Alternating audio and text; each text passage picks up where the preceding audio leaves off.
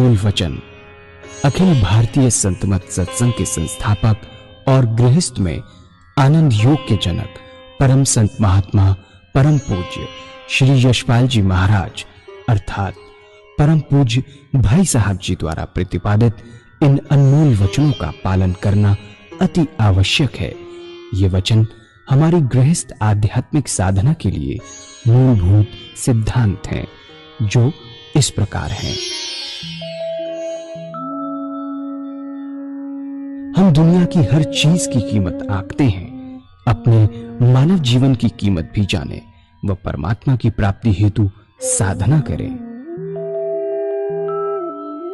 मनुष्य योनि एक उपहार है, इसीलिए परमात्मा को धन्यवाद देते हुए आधा घंटा प्रातःकाल, आधा घंटा सायंकाल पूजा अवश्य करें। सत्संग, सतनाम व सद्गुरु को प्राथमिकता देते हुए इसी के आधार पर ध्यान योगाभ्यास अवश्य करें व गृहस्थ के कार्यों को परमात्मा का कार्य समझकर उसी की याद में संपन्न करें। हर समय ये ध्यान रहे कि गुरु कृपा द्वारा परमात्मा की पवित्र सत्ता का हमारी आत्मा में वास है, अतः मन में निरंतर अपने इष्ट देव का जाप करें। मान सम्मान की इच्छा न करें व अपमान से दुखी न हो। परमात्मा के अतिरिक्त किसी और का भय न करें। दूसरों की बुराई न करें, न सुने, सत्य व मधुर बोलें, अश्लील शब्द मुंह से ना निकालें, सभी से नम्रतापूर्ण व सुंदर व्यवहार करें। धर्म पत्नी के अतिरिक्त अपने से बड़ी से माता जैसा, बराबर की से बहन जैसा व छोटी से पुत्री जैसा व्यवहार करें। सांसारिक जीवन यापन की आवश्यकताएं अंतहीन है, इसलिए अधिक से अधिक समय सत्संग में व धन परोपकार में खर्च करें। याद रखें, न स्त्री माया है, न धन दौलत, न ही परिवार। माया वह है जो हृदय को परमात्मा से दूर हटा दे। अतः निरंतर सत्संग और सद्गुरु की शरण में रहने का प्रयास करें। भोजन अपने इष्ट को अर्पण कर प्रसाद रूप में परमात्मा की याद में करें। रात्रि में सोने से पहले अच्छे बुरे कार्यों का आत्मनिरीक्षण कर उसका समुचित पश्चाताप करते हुए ध्यान करें व प्रभु की गहरी याद में ही विश्राम करें। परमात्मा तू ही है, तेरी इच्छा पूर्ण हो।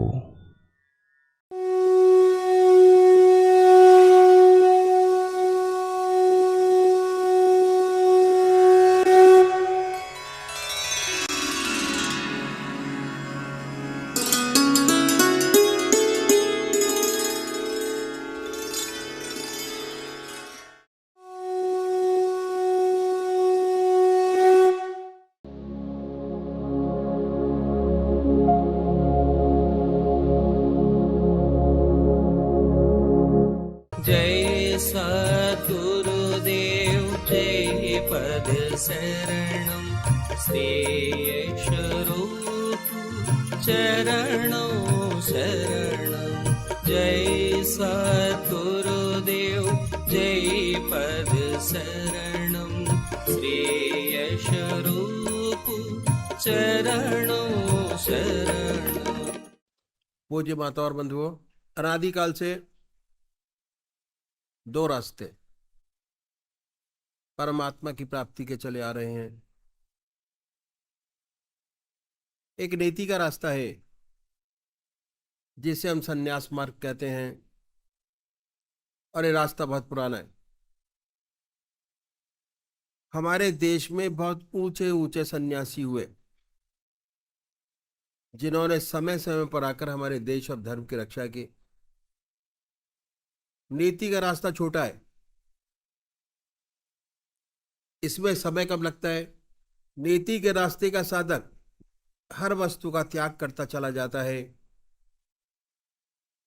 ऐसा साधक घर बार छोड़ता है, बीबी बच्चे छोड़ता है, धन दौलत छोड़ता है और संसार की हर वस्तु का त्याग कर कर संन्यास ग्रहण करता है। संन्यास लेने के बाद साधना में लग जाता है और फिर ऐसे साधक के सामने सिर्फ एक ही काम रह जाता है, वह है परमात्मा की प्राप्ति। सारे काम समाप्त। यदि ऐसा साधक सच्चे हृदय से परमात्मा में लगे तो कोई वजह नहीं कि उसे अपने रास्ते पर सफलता प्राप्त न हो। लेकिन मेरे ये कह देने से ये रास्ता छोटा है, कोई भाई बिना सोचे समझे इस रास्ते में कूद ना पड़े। इस रास्ते में ही बहुत कठिनाइयां हैं जो मैं आपके सामने रखूंगा। सबसे बड़ी बात यह है कि शरीर से त्याग करना बहुत आसान है, लेकिन सच्चा संन्यास जब तक प्राप्त नहीं होता, जब तक मन से त्याग नहीं हो जाता। मुझे इस विषय पर अपने सदगुरुदेव परम संत महात्मा श्री यशपाल जी महाराज का एक अनुभव याद हो आया जो मैं आपके सामने रखूंगा। एक बार वो जबलपुर से मुरादाबाद जा रहे थे। रास्ते में प्रयागराज का स्टेशन पड़ा। जब गाड़ी प्रयागराज स्टेशन पर रुकी, उन दिनों कुंभ का मेला समाप्त हुआ था, तो देखा कि स्टेशन पर काफी भीड़ है। ये भीड़ एक महात्मा जिनको अवधूत कहते थे छोड़ने आई हुई थी। गाड़ी आई, जय जयकार हुआ, हार डाले गए, स्वागत किया गया। इत्तेफाक से परमात्मा की कृपा से ये जो महात्मा थे उसी डिब्बे में चढ़े जिसमें गुरुदेव जी बैठे हुए थे और आपके सामने की बर्थ खाली थी, उसी पर आके विराजे। जब गाड़ी चली और आगे निकल गई तो आपके साथ बातचीत शुरू हुई और इस बातचीत के दौरान गुरुदेव जी ने आपसे एक प्रश्न किया, वह ये था कि आपको संन्यास लिए कितना समय हो गया? उत्तर मिला 14 वर्ष। बातचीत में दूसरा प्रश्न किया कि महाराज आप बाल ब्रह्मचारी हैं या जब संन्यास लिया तो गृहस्थी थे? उन्होंने बड़े प्यार से उत्तर दिया कि मैं गृहस्थी था, मेरे स्त्री और बच्चे थे। बातचीत होती रही। इसके बाद गुरुदेव जी ने आपसे प्रार्थना की कि महाराज वे एक प्रश्न और करना चाहते हैं, लेकिन वह प्रश्न कुछ अजीब है, इसलिए पहले से आपसे क्षमा चाहूंगा और आप मुझे सांत्वना दें, आशीर्वाद दें कि इस टेढ़े प्रश्न से आप नाराज नहीं होंगे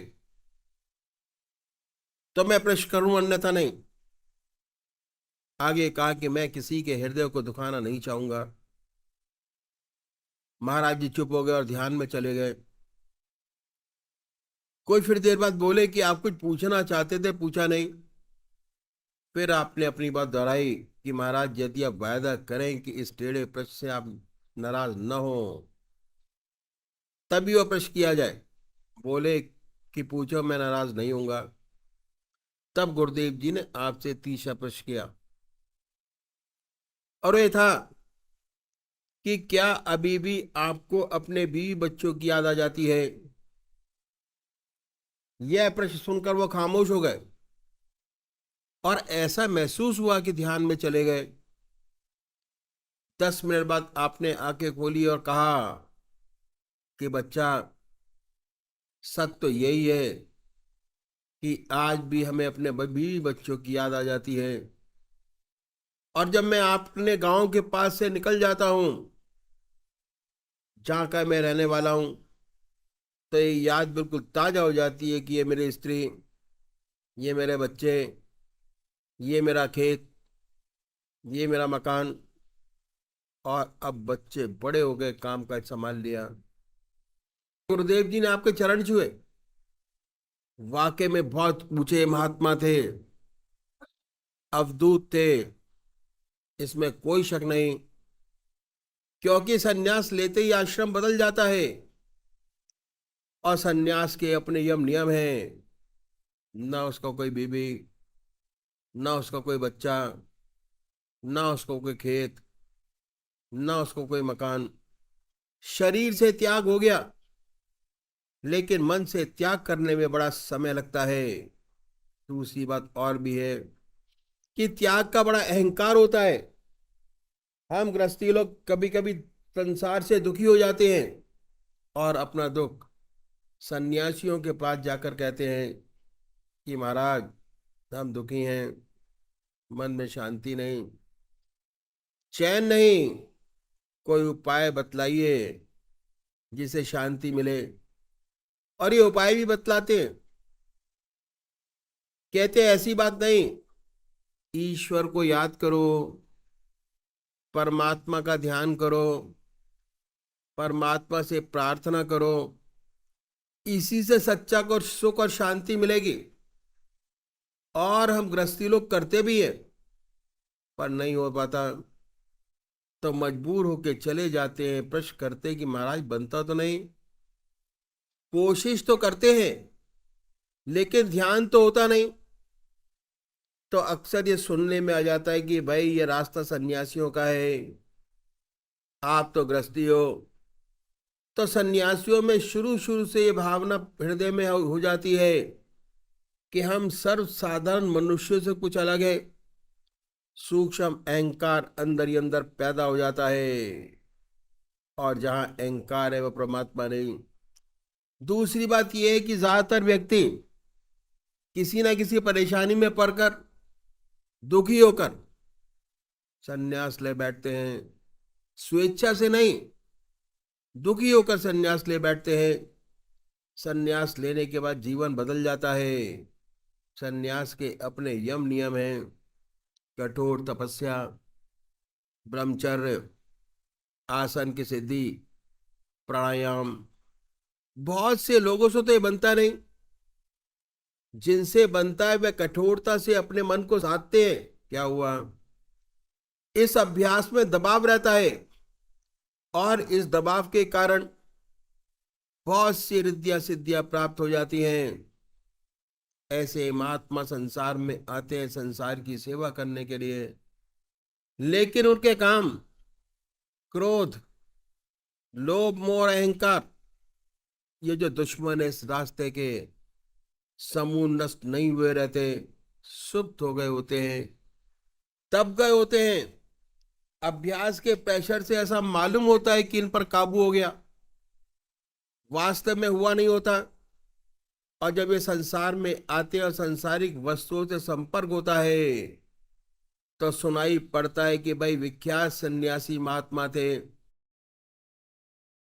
बाहर चले गए। ऐसी बहुत सी अनहोनी बातें सुनने में आती है। तो वजह यही है कि जब तक परमात्मा की सच्ची प्राप्ति नहीं हो जाती, तब तक काम, क्रोध, लोभ, मोह और अहंकार से छुटकारा नहीं मिलता। जिन्हें परमात्मा की प्राप्ति हो जाती है, उनका इन पर नियंत्रण हो जाता है, उनके ये मित्र हो बन जाते हैं। तो ऐसा कोई उच्च कोटि का विरला होता है, और जो ऐसा होता है वह संसार का बड़ा कल्याण करता है, संसार से उसको बड़ा लाभ होता है।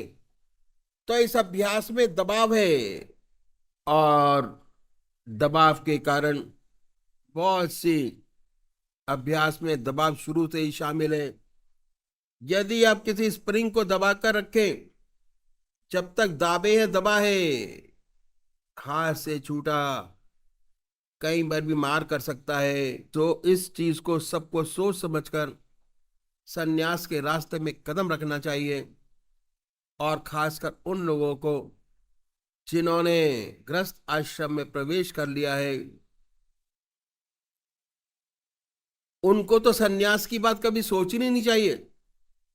करोड़ पीछे एक तो नजर आते हैं, जैसे महात्मा बुद्ध, जो गृहस्थी थे, संसार छोड़कर चले गए और जिन्होंने ईश्वर को प्राप्त किया, लेकिन 1000 पीछे 999 असफल होते हैं।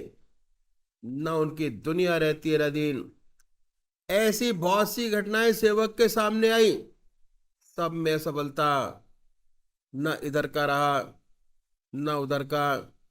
सर्विस छोड़ी, बच्चे छोड़े, कुछ न कर पाया, बर्बाद हो गया।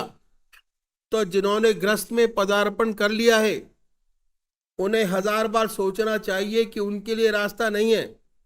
जो बाल ब्रह्मचारी है और जिनका संस्कार जन्म से ही इतना ऊंचा है, उनकी बात तो अलग है।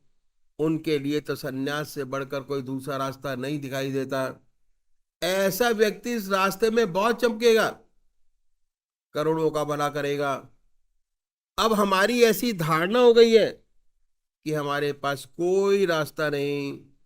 बहुतों की यह धारणा है और ज्यादातर लोगों की यह भावना है कि 55 से 58 साल तक तो अपना काम करें और 58 साल के बाद रिटायर हो जाएंगे, तब भगवान का नाम लेंगे। बहुत बड़ी भूल है। 58 साल के बाद रिटायर हो जाने पर कुछ नहीं होता। भगवान का नाम नहीं लिया जा सकता।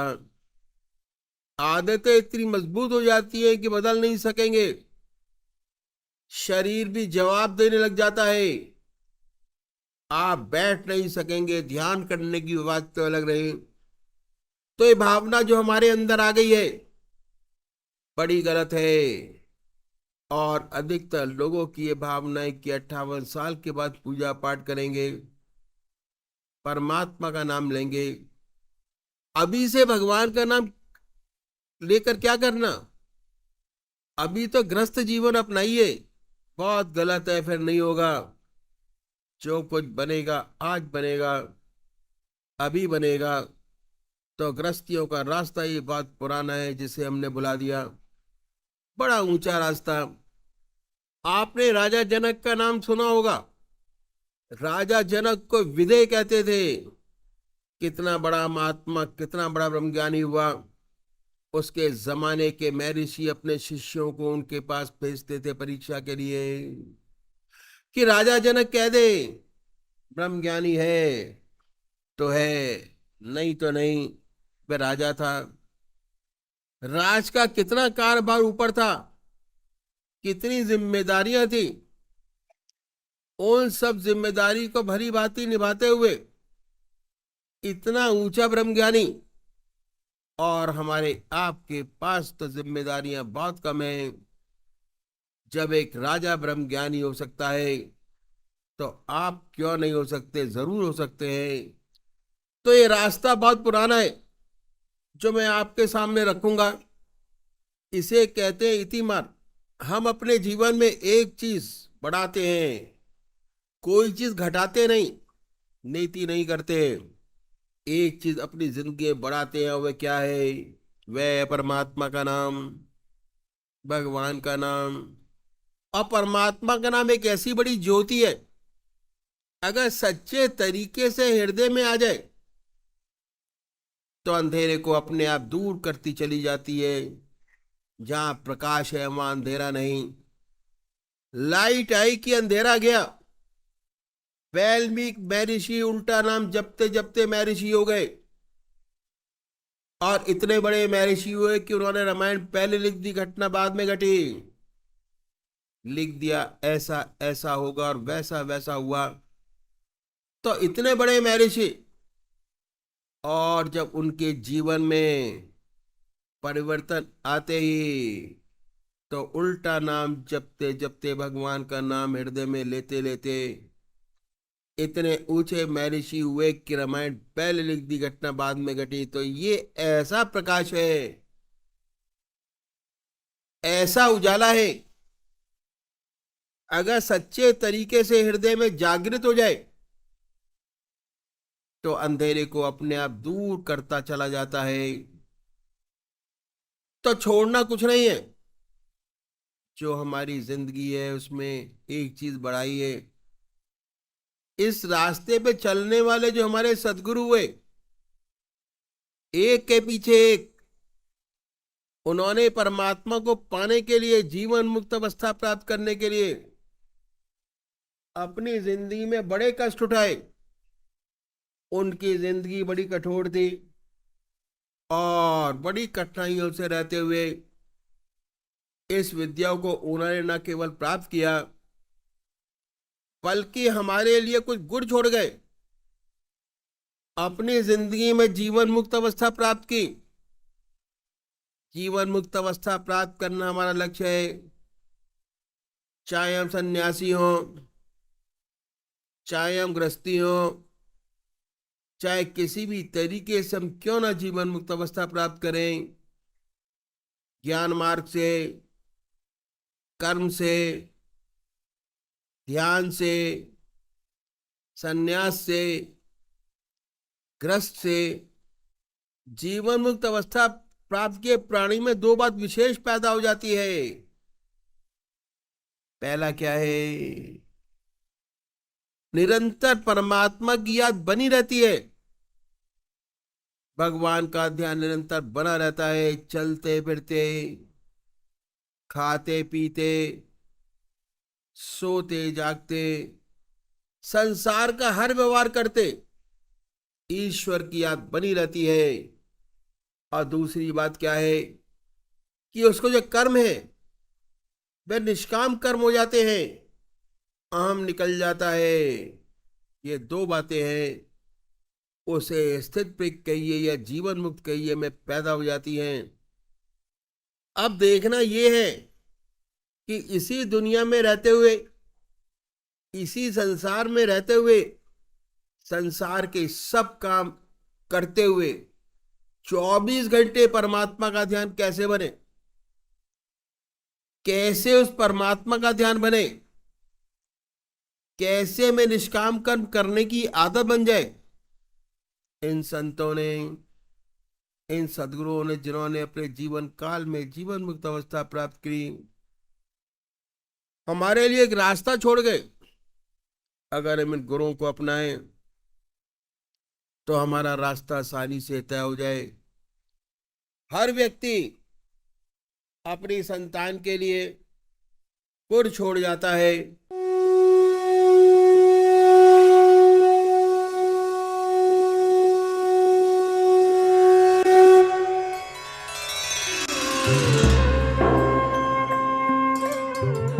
ध्यान योग के कार्यक्रम आनंद योग से निशुल्क जुड़ने के लिए संपर्क करें 9810239677।